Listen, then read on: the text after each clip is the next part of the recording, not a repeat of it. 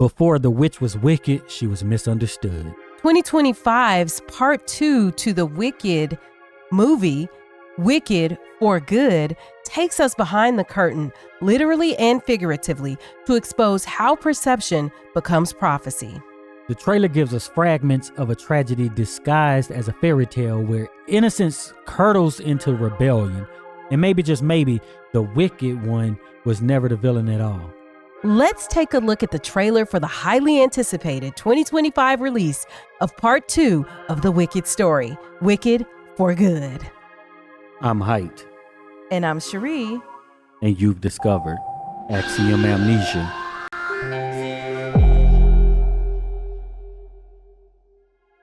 We want to thank all of the supporters who helped to make this video possible. If you want your name to appear alongside these contributors, make a one-time donation via Cash App, or you can head on over to patreon.com/axiomamnesia to enjoy all of the benefits of becoming a monthly subscriber. Now, we might spoil the first one for you. Yeah, and we can't spoil the second one because at the time, they didn't let us screen it. They didn't. And at the time of this recording, we haven't even seen the movie yet. We are just looking.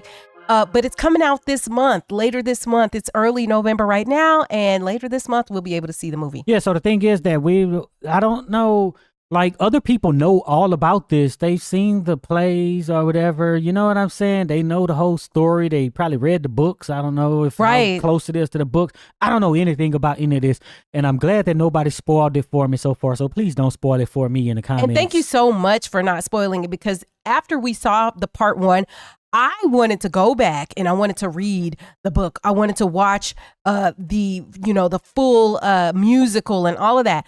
But you convinced me. You said, well, why do you want to do that? So I didn't actually do what I wanted to do. So I have patiently waited, and I am just anticipating. I can't wait to see it. But I have to tell y'all, and we'll report back after we see the movie, but I feel like I'm going to be disappointed because I loved the first part so much. I cannot imagine how I will love part 2 better than I loved part 1, especially because the music was a big part of the part 1 for me. And I just don't know, but we'll see. We'll see. So let's talk about the cast. We know that we have Elphaba being played by Cynthia Erivo. Glinda is played by Ariana Grande. Madame Morrible is played by Michelle Yeoh.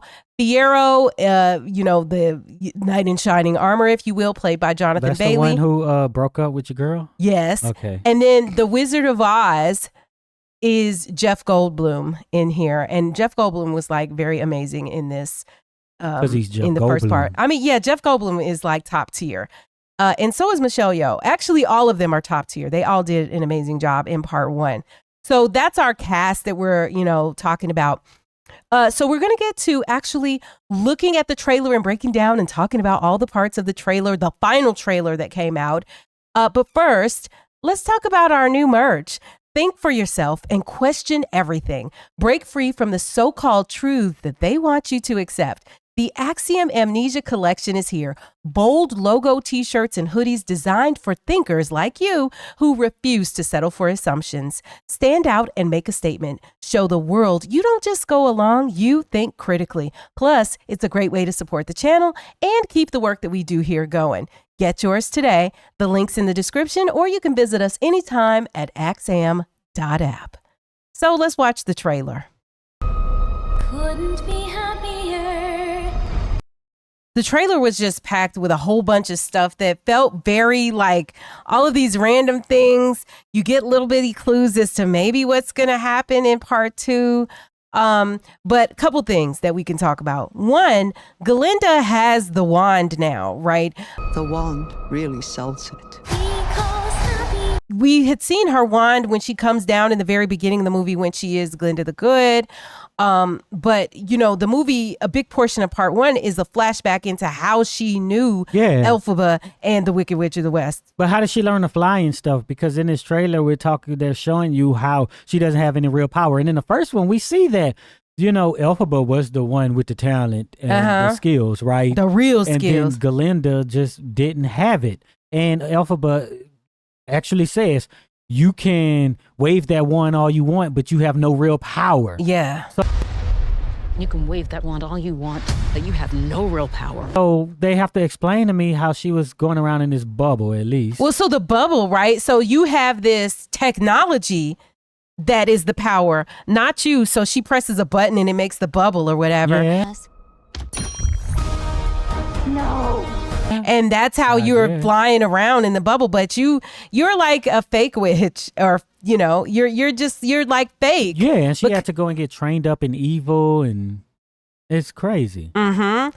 And then we also hear in a song Elphaba singing, "No good deed goes unpunished."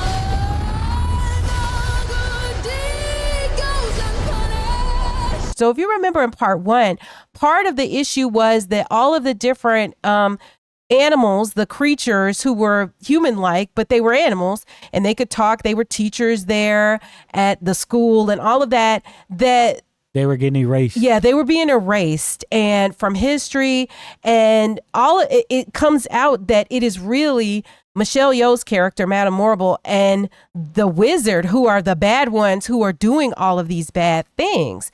And yeah. So I have to kind of say that, you know how people tell us, when we do our fan theories and stuff, right? I see what happens. That I can't view Wizard of Oz the same again. Yeah, they Because say that it's like to us. The good witch is not good. And the bad se. witch is not, or the wicked witch is not wicked. Yeah. I don't know. But then I'm looking at this and I want to see when does it intersect with the Wizard of Oz that I know. Right. When they show the house and stuff. I want to know how this happened and how is her sister under the house. And was she walking? Right. Because how do we get to that point? We don't know. We don't have any information about what happens. Like, we do see at one point Elphaba's sister in the wheelchair, and she's floating in the air. So, because we know that, all right, so let's go back to the Wizard of Oz. We know the Wicked Witch of the East and the West. So when Dorothy shows up in Oz, that house lands on the Wicked Witch of the East. There's a house, and it's flying through the sky. Right? And the one that's alive that we see with the green face and everything, that is the Wicked Witch of the West. So that's Elphaba. It's the Wicked Witch! So we know already up front that Elphaba's sister is a goner from the point we hear about the house. How did she become wicked? But how did she become wicked? Exactly. These people are probably laughing at us right now because they know all the answers and we sound crazy. But that's okay. And then you're going to be watching it later like, oh, of course she became wicked because it's such and such, because you will be telling us this having watching it after the movie came out. But anyway, this is before it came out. So this is our thoughts. This is what's going through my mind as I'm watching this. But another important thing that was pointed out was where Madame Morrible is telling Glinda, she's like, you have to lift everyone's spirits now. It's more important than ever that you lift everyone's spirits. Like, everybody needs to be made to feel good. And we hear Glinda saying later, I'm a public figure and people expect me to be encouraging. And she's getting pushback from Elphaba, like, they expect you to lie. I'm a public figure now. People expect me to lie, be encouraging. And she's like, no, they expect me to be encouraging. So now we get this idea of what is it to manufacture what's real and what's not.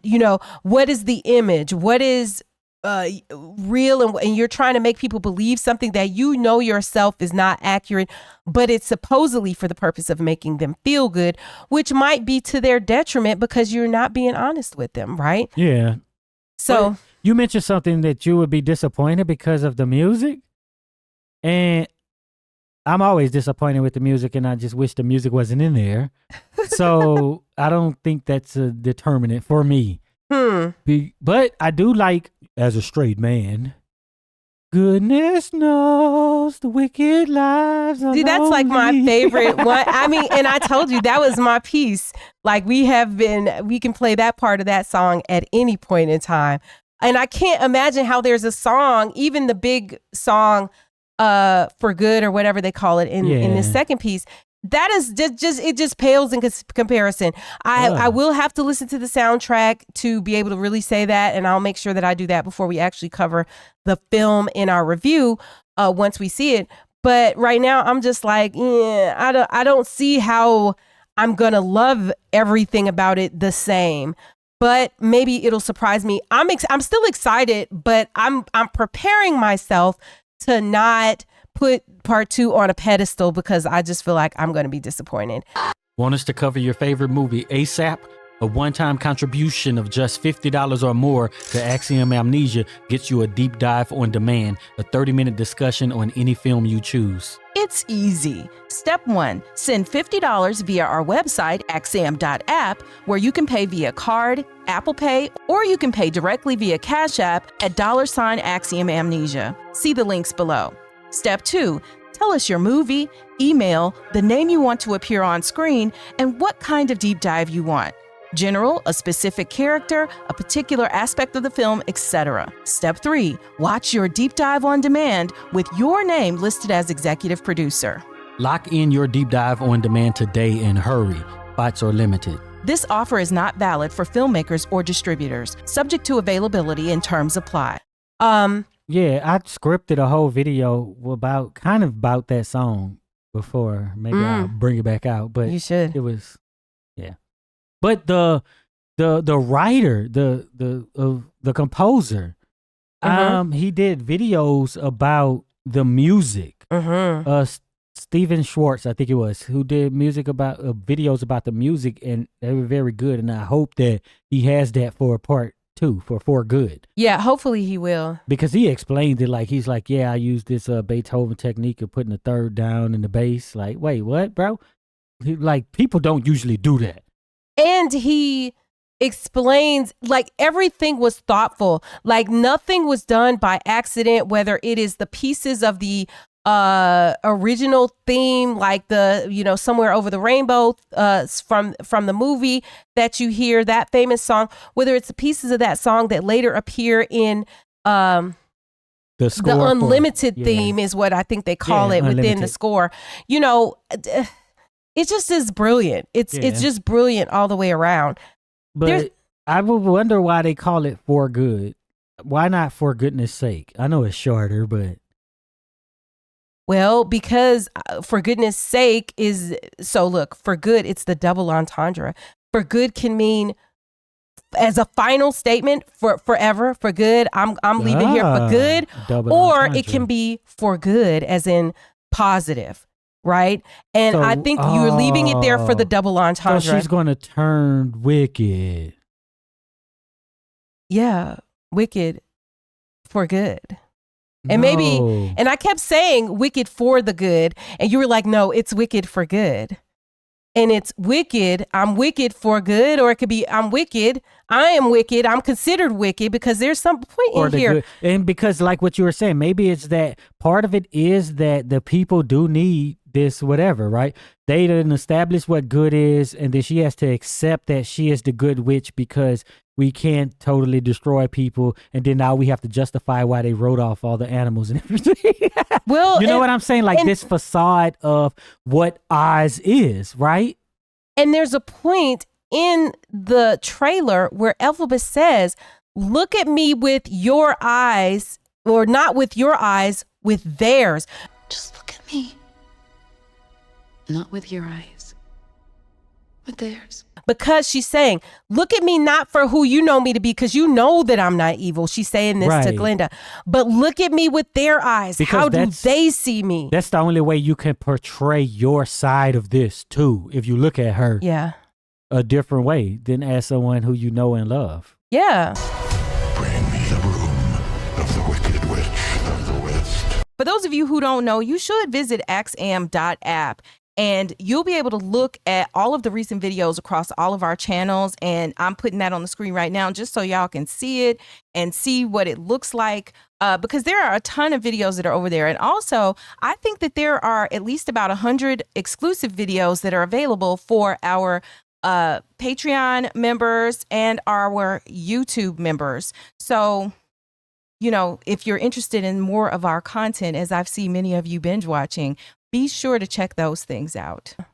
But we still had that question of were they ever really friends too, because that always pops up. You and my cousin, my dear cousin, convinced me, because I was very much like Team Elphaba, and I don't like Glinda. Glinda was not her friend, and she still isn't. And I don't care if you decide to cry a little and have some empathy at just the right time. Like, I feel like you were never her friend, and I didn't like you. But you all kind of made me see that maybe Glinda deserves some grace in there, and that maybe she really was trying to be her friend.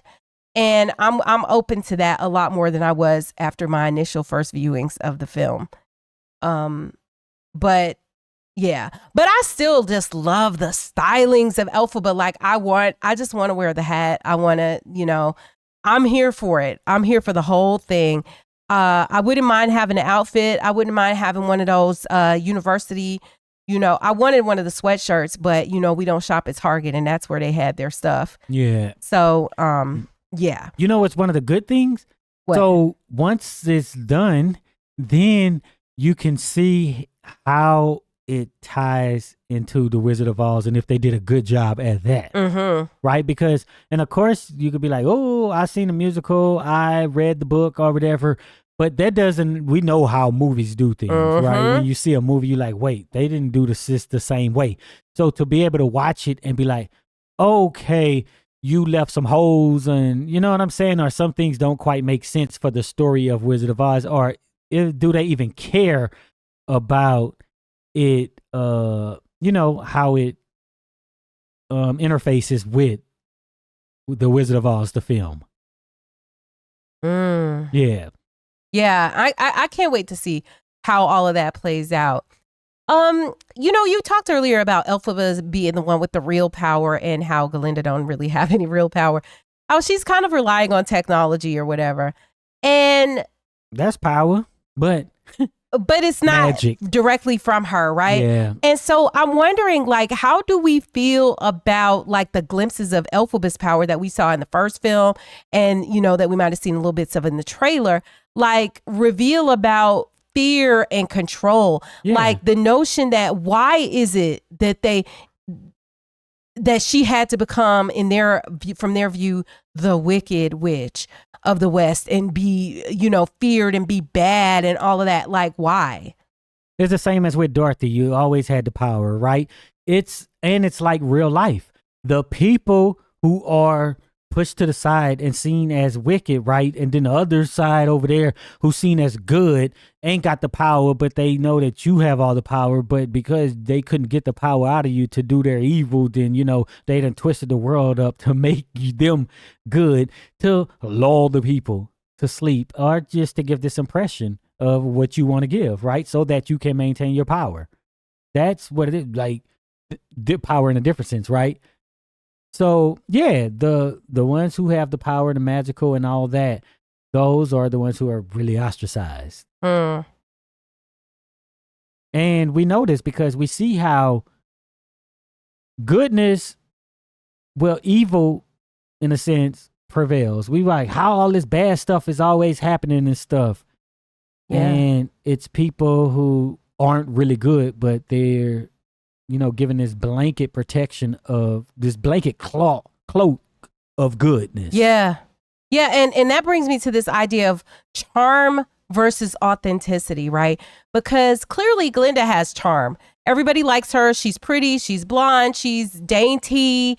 Elphaba is very dark and emo and green skin, and her aesthetic is much different, but she is authentic. She is the one who loves unapologetically, right? She sees humanity in not only herself, but I wonder, does she see humanity in herself because she was different, and so she's sensitive to people who are different being treated differently, like her and her sister being in the wheelchair? Or did that make her more sensitive, or would she have always been that way? But nonetheless, she is sensitive to the plight of the animal beings in the film, whereas other people is like they kind of care a little bit. Maybe they don't, whatever. Oh, that's terrible what's happened to them, but I'm not gonna put myself on the line behind it. And we even see that in the world in which we live. But somebody who is like Glinda has this charm and magnetism from the masses that just allow her to just skate along. I don't even think it's charm.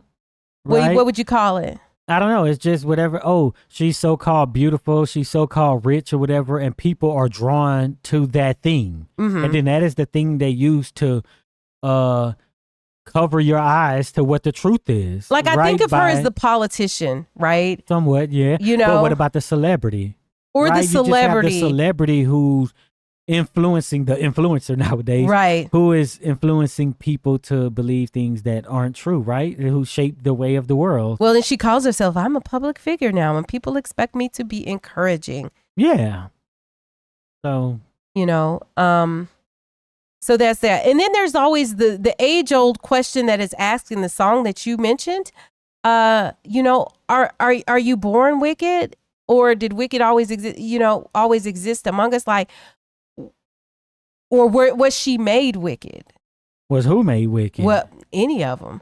Well, because Glinda was made wicked, right? Because you didn't have the chutzpah to go against what was happening, right? When they were up there at that ledge or whatever, on the balcony, whatever it is, she would not go with Elphaba, right? So then you subjected yourself to all that happens after that, and then you start doing bad deeds. And then the Wizard of Oz, what do they call people who do good deeds?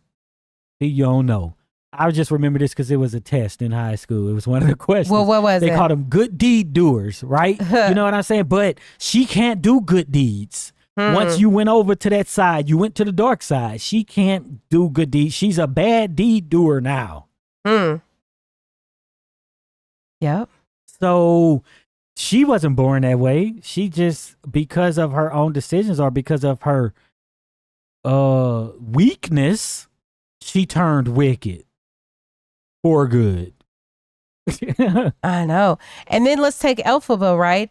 You know, if we suggest that Elphaba is indeed wicked, which I didn't see anything in the first film that would make her be wicked, but maybe she does some things in the second film that we haven't seen yet.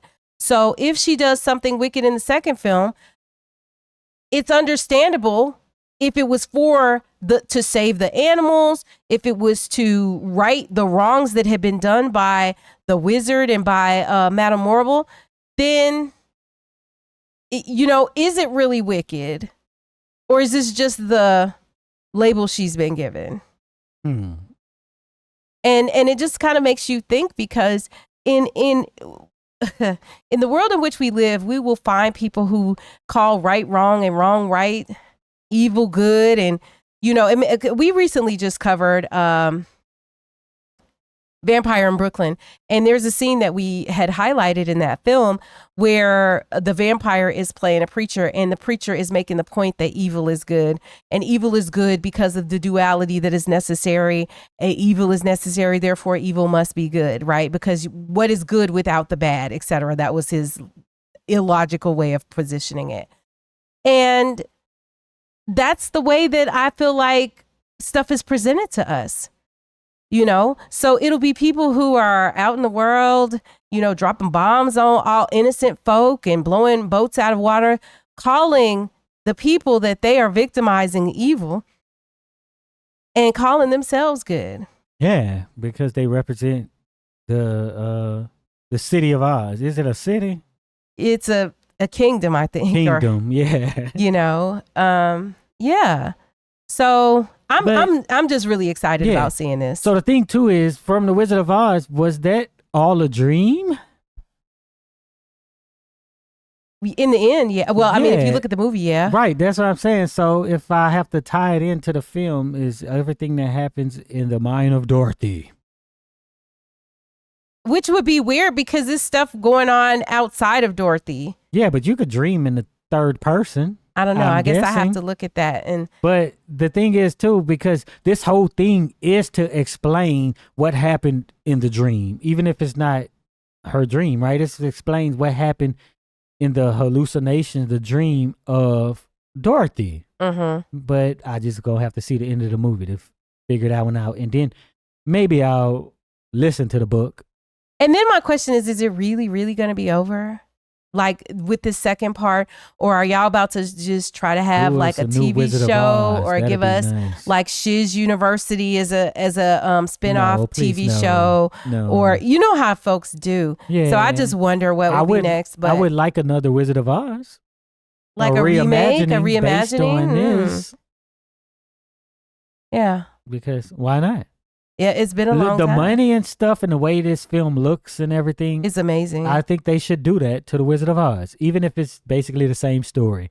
Because all we got is the 1930s version, 1940s version of the technology. Was it 39 maybe? Yeah. Something like that. 30s, 40s technology. So Yeah, but I'm excited. Let us know if you guys are excited too. Are you going to be out to watch it on the opening weekend? I wonder if our theater, which is never crowded, will be crowded for the opening one. Maybe, I don't know. We have to see the very, very first one. So if there's a Thursday showing, because I think it'll come out on Friday officially, but if there's a Thursday showing, we should be trying to jam ourselves in there to see it, and also to give you guys a heads up as to how good it is or not. I hope it's good though. I really do hope it's good, but I'm just preparing myself. if you made it this far, type Wicked in the comments so we'll know you're one of the real ones who stick around to the end. And be sure to check out one of the videos that's on the screen right now. And also visit axiom.app, where you'll find all of our recent videos in one place with links to them so you can watch them here on YouTube. And you can buy our merch there too.